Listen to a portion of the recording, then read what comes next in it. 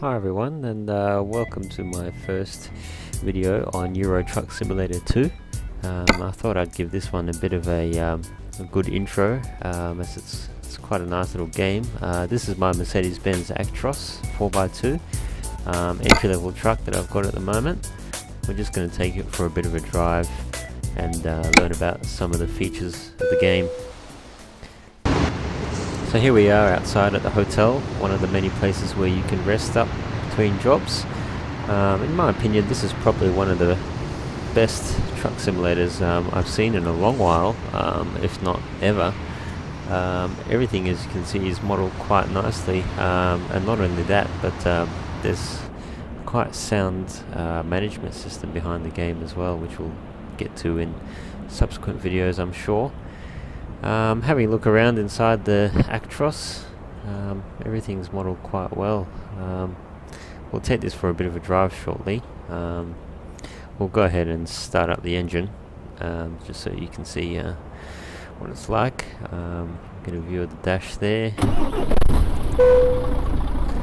There's a neat little display that shows you can actually scroll through. It's currently showing cruise control information. There you go, there's fuel levels, distance to empty basically, and you got oil level and oil temps. Not a bad looking little game, this one. I'm going to go for a drive in just a short moment, but yeah, I'm quite smitten, I guess, with this truck, the Actros, at the moment. I've only done a few modifications to it, but already it's one of my favourites. Everything is modelled as you'd expect. Headlights, turn signals, indicators, wipers. Alright, let's go for a bit of a drive. I'm using the Logitech G27 steering wheel combo here, which includes clutch pedal and H-gate shifter. Just going to take this around the parking lot here, just rolling around in first gear. It's not good for a very high speed, obviously, but let's just bring her around and look at some of the physics here in action. Just going to go up over this curve a little bit. Oh, swaying around a bit there, and down she goes. Right, just gonna drive past everyone's window here in the morning, nice and early, to wake them up. A little bit of a rev here. You can see the cab physics are very impressive. I've actually got a mod which makes the cab motions a bit more realistic. I think a lot more realistic, in my opinion. I've got the link to those down below in the description. It's called the realistic handling mod, if I recall correct. But it certainly makes for some very realistic handling anyway, and physics in general. Not only with the cab, but just suspension wise, and quite a few other things anyway. Just leaving the hotel here. Go over that curb. Oh, got a bit of jolting around there. We're all good.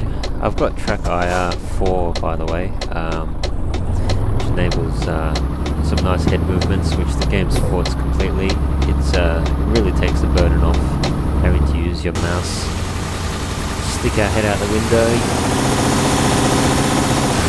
Nice drum from that V6. 1500 RPM, up to 2000. Skip some gears here, straight into 6th. I'm running a range splitter transmission, which basically means you get 1 to 6, and then you hit a button and get 7 to 12. There's quite a few transmission options that you can choose in the game. The range splitter is probably the most simplest of the manual transmission options. Taking this corner here in 7th. And here's the service and repair facility here on the right hand side. Just pull up here and we'll have a quick look before we head back to the garage. Switch her off. Okay, so there's quite a few options here. We'll look at service first. Here you can view the damage report, which you might have seen briefly at the start of this video. Here you've actually got the option to repair any damage. So I've got a bit of wear and tear on the truck.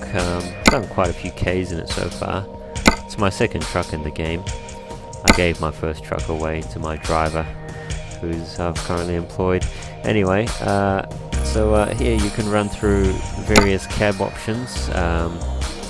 Got different sachet options as well. I'm running the 4x2 at the moment. You can add a dummy axle, or you can add a powered axle as well. So you've got basically two powered axles there, as you'll see. That's the dummy. And over here we've got engine options. Yeah, I've got the entry level 320 horsepower V6 at the moment. You can go right up, as you can see there, to the 700 horsepower or 698 V8 engine. Good for several thousand Newton meters.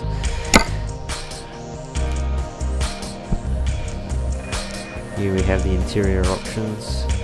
I'm really not fond of that option right there. So this is the UK. Those two options are the UK options. You've got the European options there as well, which are left-hand drive basically. Inside you've got a few the configuration pins, I guess. You can configure and customize the interior and the exterior there. You've got a few more little options. So the tyres I'm running at the moment, they're just above the stock option. I've got quite a few different little types to choose from. Nudge bars, bull bars as you may call them as well. There's once you've added these bars as well, you can really choose lights and all that sort of thing to add to them. But the tyres, you can see, they're customizable on a per axle basis. So you can have, in this case, 3 different axles on the truck, all with different tyre configurations. You've got some light bars here for the top, for the roof of the truck. So I'm not really fond of those. Again, the interior, you can change the mirrors. You can even change the mirror moldings as well. Make them plastic, metal, chrome, whatever you choose really. And so I've only got 1650 Newton meters on my stock level engine here at the moment. Different colors here to choose from. I'm more a fan of these colors. You can turn the lights on as well. Just get out of there for a sec and we'll go across to paint shop, where you can choose different color themes as well. You can add stripes and all that sort of business. Not really my cup of tea, but some of them don't look too bad either. Right, so that's basically it. That's your repair and service area. We'll just head back on home now to the garage. We'll just hang a left here. This was only meant to be a short video anyway. So we'll just come up here and show off more of those physics. Just balancing the clutch here and trying to get up over the curb. This really becomes an art form when there's a load attached to the truck. Without the load, the truck handles quite a bit differently.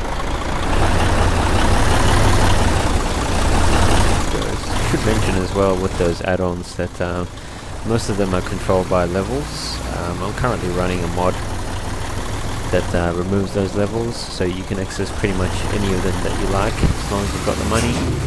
Makes more sense to me. Run up here into the garage. This is where you can actually manage your garage and also manage drivers and things like that as well. I've got one other driver at the moment. Don't know what he's doing at the moment. He's obviously not here. He might be sleeping on the job. So that's basically it. Hope you all enjoyed this. Hope it wasn't too long. Yeah, and I look forward to making more videos soon. Cheers, thanks for watching.